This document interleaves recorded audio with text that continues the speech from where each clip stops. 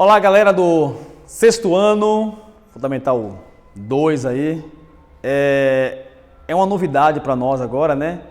É um novo formato de aulas. Estamos agora disponibilizando para vocês do colégio uma plataforma pela qual vocês irão estar agora assistindo às aulas dos demais segmentos escolares, né? Geografia, português, matemática, inglês, enfim, será agora uma tona, enquanto que essa situação do Covid-19 não melhore. Então, a princípio, nós iremos estar gravando aula para vocês e levando essas aulas, né, através dos portais do colégio, nesse caso, o portal CPB Prova.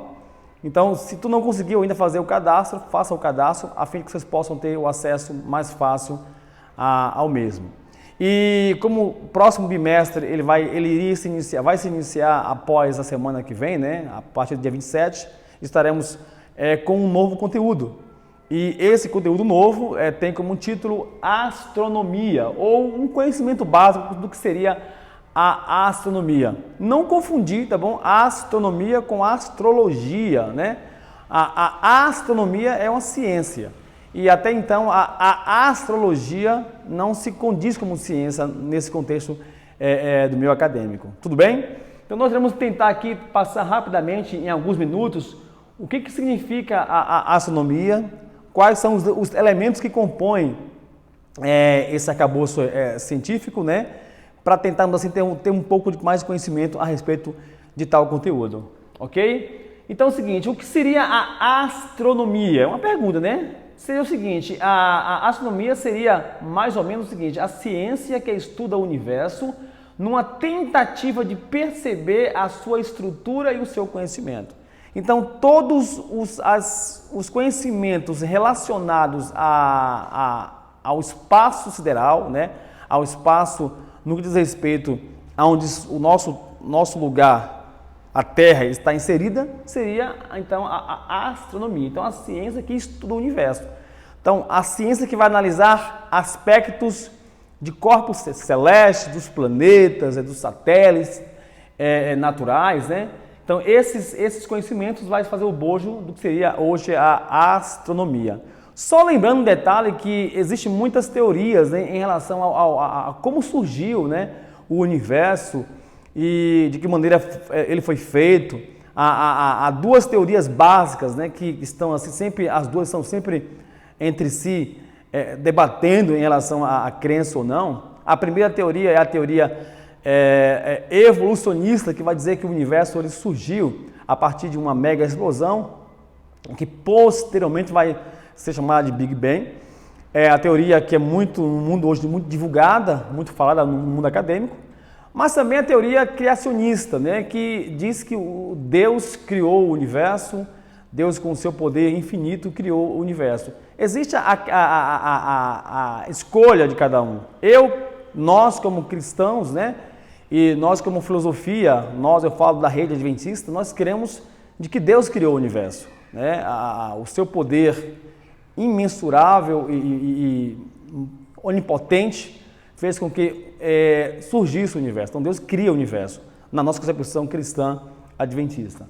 Pois bem, dentro do contexto ainda da astronomia, nós temos um histórico, né, de como essa ciência foi no passado usada. É uma das mais antigas que existe, né, a astronomia. A ciência astronômica, ela data de 3.000 anos antes de Cristo. Segundo a história, né, chineses, babilônicos, assírios, egípcios, eles já utilizavam o saber astronômico para caça, para pesca, né, para a questão da agricultura. Então não é uma ciência recente descoberta, é uma ciência antiga. A verdade é que os mecanismos pela qual nós passamos a conhecê-la, né, que de fato são recentes. Mas o termo astronomia já foi num passado muito remoto usado, principalmente por povos como os chineses, né, babilônicos, assírios e também os egípcios. Então nós temos aqui esses estudos no passado, eles contribuíram para que o desenvolvimento da agricultura, o desenvolvimento da navegação, o desenvolvimento da caça, da exploração dos recursos terrestres se desse de fato de maneira mais clara e mais plausível através do conhecimento astronômico, né? Inclusive povos, né, aqui da nossa América, como os maias e os astecas, também se usava muito a questão do conhecimento astronômico para desenvolver suas culturas do passado. Nós temos também, como informação ainda dentro do contexto histórico, né, nós temos, deixa eu ver aqui o próximo slide, em relação às suas características, né, quanto à luminosidade e os corpos celestes, né, os corpos que estão no espaço sideral, têm as seguintes características, né, eles podem ser objetos luminosos e não luminosos, ou objetos iluminados e luminosos. Quais são deles as diferenças? Nós temos aqui algumas informações em relação a isso. Os objetos luminosos são aqueles que, de fato, eles apresentam, né, a luz primária, né? Eles emitem a própria luz, eles possuem luz própria. E os que não possuem luz própria, que são chamados de objetos iluminados, que são o caso, por exemplo, da nossa Lua, né? A Lua ela não tem luz própria e reflete a luz que recebe do Sol. Então, em termos de luminosidade, elas têm essas duas classificações, né? Objetos luminosos e os que são iluminados através das luzes posteriores. Outra coisa interessante, né? Os corpos celestes, eles têm como essas características, aí eu dei como exemplo, né, a Lua. A Lua é um objeto iluminado, né? Não tem a luz própria, né? Ela reflete a luz do Sol e depois a repassa, né? Outras possuem luz própria, seriam as estrelas, né? Como no caso do Sol, que é uma das várias estrelas que há no nosso sistema solar, inclusive de grande grandeza, né? Outra coisa interessante, né? O homem ele passou ao longo da história a desenvolver mecanismos para que o conhecimento da astronomia pudesse ser de fato melhor desenvolvido. E eles criaram então alguns satélites, né? Ou vários satélites para tentar conhecer um pouco mais a questão do espaço sideral. E dentre esses satélites, um dos mais famosos que nós conhecemos é o satélite o telescópio Hubble. Esse telescópio consegue captar imagens, né, de distâncias aí, que se excede a nosso conhecimento, né? Então consegue captar imagens fantásticas do universo que até então não era tido como fácil, né? Outros satélites, como no caso, o mesmo satélite conseguiu ao longo de vários anos de uso aí, conseguir imagens de locais que praticamente jamais o homem com sua visão limitada conseguiria captar. Nesse caso aqui, uma imagem da nebulosa de Órion, né? Que em detalhes, vocês podem depois estar acessando um site preciso em relação a isso, para ver os detalhes que são as imagens do espaço sideral do universo. Então é algo assim que foge da nossa mente humana, porque é algo de fato de muita beleza. Bom, gente, a questão ainda da astronomia, nós temos ainda outras informações, né? Além do satélite Hubble, nós temos a imagem da supernova, né? Que esse mesmo telescópio conseguiu captar, que foi uma explosão ali de corpos celestes no espaço sideral, que ela conseguiu captar no passado. Nós temos também uma sonda chamada sonda Voyager. Foi a primeira sonda a ir para o sistema solar e captar ali as imagens dos planetas que fazem parte do nosso sistema solar. Então, assim, as informações são muito precisas em relação àquilo que nós sabemos. O que não pode acontecer é estarmos com suposições. Eu acho aquilo, eu acho isso. Não. Temos que buscar na ciência, e a ciência astronômica, né, fatos que conheçam ou que mostrem o universo daquilo que nós conhecemos, né, até então. Verdade tem muita coisa, aliás, né, milhares de coisas a serem descobertas. Eu creio que o homem, até lá, vai ter que rebuscar muito, porque o universo, ele é, a nosso ponto de vista, infinito. Então, conhecer e saber tudo é quase que impossível. Bom, dentro da questão da astronomia ainda, nós temos o ano-luz. E o que vem a ser um ano-luz? O que é que isso significa? no contexto astronômico, né, na ciência astronômica. É a distância que a luz percorre em um ano através do vácuo. Essa distância ela é medida através da velocidade da luz. Por exemplo, a luz ela percorre uma distância de 350 ou 340 mil metros por segundo. E essa velocidade ela vai se equiparar, por exemplo, a 10 trilhões de quilômetros. Um ano-luz equivale a 10 trilhões de quilômetros quadrados. O que seria isso aqui? A luz, ela tem, aquilo que eu falei antes, né? Ela percorre 340 metros por segundo. Ou seja, em um segundo, ela consegue correr ou andar aí, né, podemos dizer assim, né, como termos de velocidade, 340 metros por segundo. A luz, perdão, eu troquei, né? Seria o som, tá bom? Desculpe, o som. Então, o som tem uma distância de velocidade de 340 metros por segundo. Já a luz, ela é 300 mil vezes nesse sentido. Então, ela percorre 300 mil metros por segundo. Então, vamos imaginar o seguinte, que nós queremos sair da Terra em direção, como exemplo, né, a um planeta chamado, sei lá, Plutão. Se nós encontrássemos um meio de transporte que viajasse a 300 mil ou 300 milhões de quilômetros por segundo, nós iríamos chegar lá em, sei lá, 500 anos.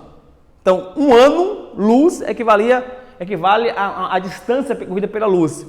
Então, nós iríamos demorar 300 ou 500 anos viajando a 300 milhões de quilômetros por segundo para chegar em tal lugar. Então, as distâncias do universo de um astro para outro são muito grandes, são gigantescas, né? Então, por mais que nós tentássemos ter um mecanismo desse, seria quase que impossível, porque não teria recursos, não teria combustíveis, não teria alimentação, enfim, teria gerações iriam morrer, outros iriam surgir e nós não chegaríamos ao local de destino. Então, temos uma ideia de como é a imensidão do universo. Bom, eu vou passar aqui essa parte. As estrelas também fazem parte, né? Lógico, elas estão inseridas no contexto da astronomia. E o que são estrelas, né? São astros que brilham no espaço, né? Possuem luz própria, algumas delas estão mortas e mesmo assim mortas, né, pela distância delas, esses raios, né, que brilham aí, que nós possamos ver às vezes à noite, já chegou a distâncias incalculáveis, mesmo elas já mortas, né? E elas estão dentro muitas vezes das galáxias, né? O que seriam essas galáxias em si?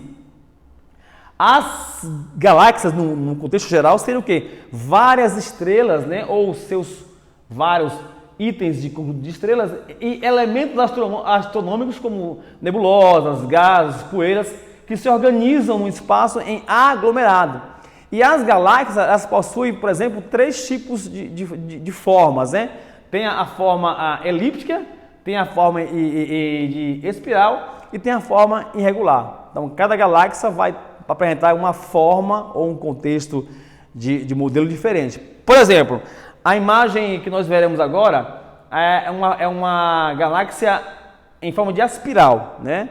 Você vê aquelas, né, essas redundâncias aqui, ó, como se ela estivesse em redemoinho, né?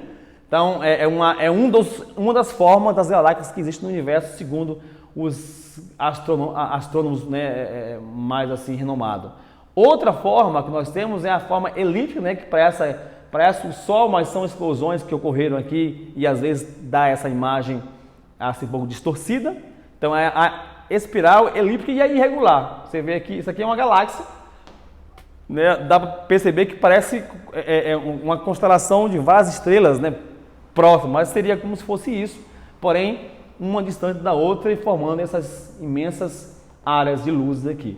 Então, 3 formas de galáxias que nós conhecemos ou que a ciência astronômica conhece, que seria a espiral, a irregular e a elíptica, não nessa ordem necessariamente.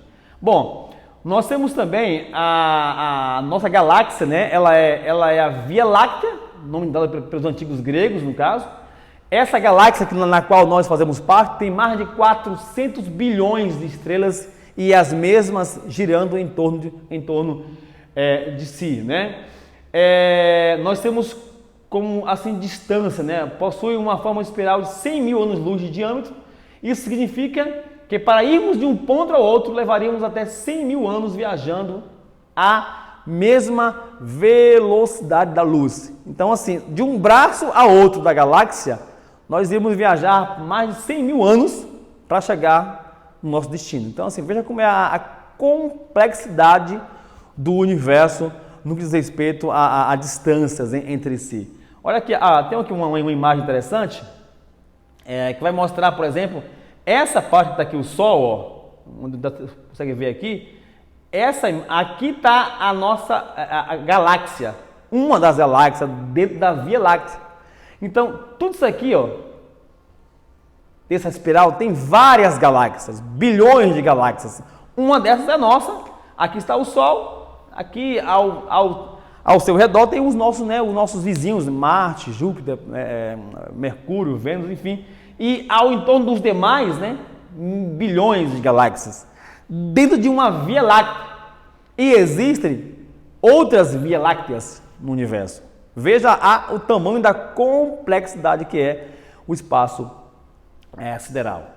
Bom, gente, pode passar? Essa aqui já falei. Bom, nós temos aqui um exemplo, né?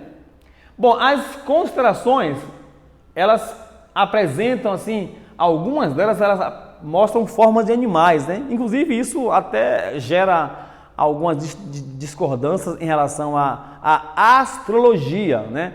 Que usa isso aqui como forma de querer dizer que é ciência, né? E aí usa os signos, como por exemplo, Câncer, Escorpião,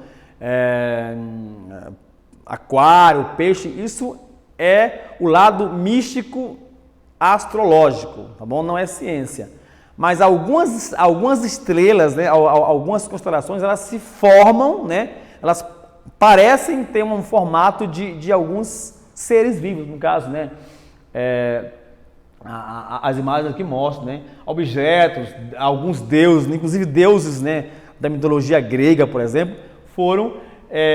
surgiram a partir de imagens que eles observavam no espaço através dessas estrelas que estavam aí umas próximas às outras, né? Bom, nosso sistema solar, nós já conhecemos, né? Você do sexto ano conhece muito bem, viram isso no quinto ano. Temos o Sol como né, o centro desse sistema solar. No passado existia a ideia de ser a Terra ou ser o Sol, né? O geocentrismo e o heliocentrismo, e depois foi de fato comprovado que o Sol é o centro do nosso sistema solar e ao seu redor, né, os seus vários planetas, né, inclusive a Terra. A Terra está na ordem aqui terceira, por estar aqui na ordem terceira desse sistema solar, vai apresentar as condições ideais para a vida. Isso, mais uma vez, podemos pegar aqui o gancho, é obra de Deus, porque Deus criou a Terra e colocou ela na posição exata, no contexto exato ali próximo ao Sol, nem distante demais, nem próximo demais, para que tivéssemos aqui a temperatura e as condições ideais para a vida em nosso planeta. Bom, o Sol, né? O Sol, como alguns falam que o Sol ele está se desgastando, dizem, né? A ciência diz que o Sol está a cada ano ficando mais velho e se morrendo aos poucos, né? Segundo o que eles falam, ele tem um tempo de vida já estimado, mas sem um Sol não teria na Terra a vida. Ele tem aproximadamente 150 milhões de quilômetros, né? Embora seja aí uma estrela mais próxima da Terra. O Sol tem assim, algumas estrelas têm grandeza, né? Primeira, segunda, terceira, quarta, quinta, sexta. O Sol tem quinta grandeza. Então tem outras estrelas maiores do que o Sol, né? Tem outros sóis de tamanho superior e também inferior ao nosso Sol. Deus criou tudo de acordo com a situação permanente, né? E importante para que haja a vida. Bom, gente, seguinte, outra informação em relação ao Sol, né? Em relação a essa estrela importante do nosso sistema solar, o Sol ele vai produzir uma temperatura suportável para os seres humanos de acordo com a Terra em termos de distância. O Sol ele vai viver, segundo o que falam, né? De acordo com a ciência aí, que nós sempre debatemos, que é a ciência da teoria da evolução, pouco mais de 5 bilhões de anos, mas nós sabemos que tudo isso está relacionado com uma questão de hipóteses, né? Hipóteses criadas por tais teorias, né? Mas o fato é que o Sol é importante para a manutenção da vida no nosso sistema solar e principalmente no caso da Terra. Bom, os nossos planetas, né? Vocês conhecem, sabem quais são eles? Nós temos, por exemplo, vou falar aqui não na ordem de maneira necessária, mas temos aqui o Mercúrio, temos Vênus, a Terra, Marte, Júpiter, Urano, Saturno, né? Netuno. Tinha um outro que fazia parte desse globo de planetinhas, né? Por ser pequeno, por demorar muito a sua órbita em relação ao Sol, pela distância dele, ele saiu da categoria de planeta e entrou na categoria de planeta anão, né? Hoje é o planeta anão, que seria o Plutão, segundo a comunidade astronômica mundial. Desde que qualificou ele, se eu não me engano, em 2006, ele saiu dessa categoria de planeta para planeta anão, certo? Seria o último, né, do nosso sistema solar. Então está aí, né, nas nomenclaturas, né, aquele lá, Plutão, que seria um planeta do nosso sistema solar, mas entrou na categoria de planeta pequeno, pela questão da distância, do tempo de órbita que ele dava em relação ao Sol, né, e por aspectos também em relação à sua massa. Bom, e a Terra, né? A Terra fantástica, a Terra ela vai apresentar toda uma característica específica e exclusiva para que na Terra haja vida. Eu não posso deixar de falar sobre ela e não chegarmos próximos a Deus.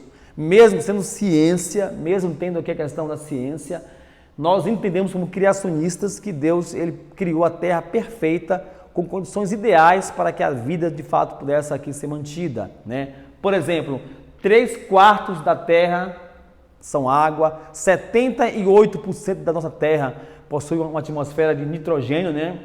De cor azul, que vai também favorecer a nossa respiração.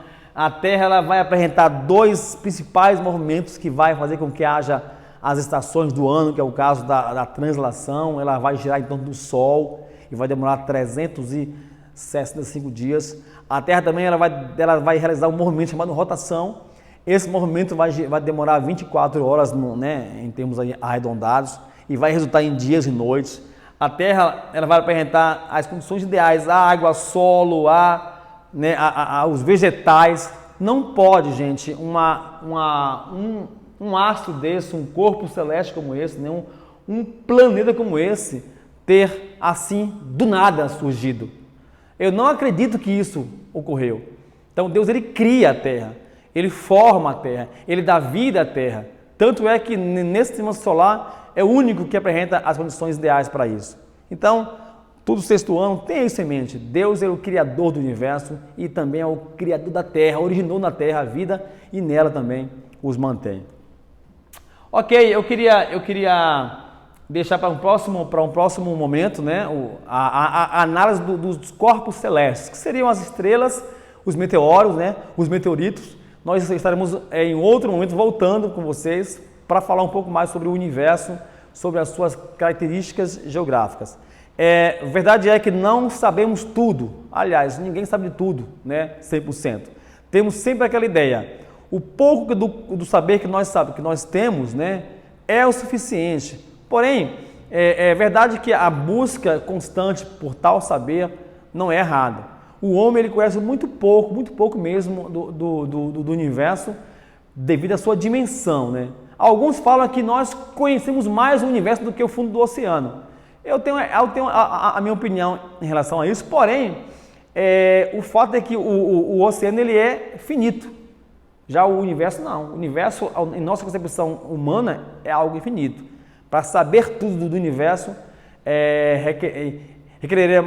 irá requerer mais informações ao longo de gerações. Isso se o Senhor Deus não voltar em Cristo Jesus. Então, assim, um abraço, fique com Deus, até a próxima. Espero que vocês tenham gostado dessa aula. Comente depois Depois nós faremos aí com a mesma algumas atividades, vocês possam estar nos reportando isso em relação ao que faremos posteriormente. Ok? Um abraço, até lá.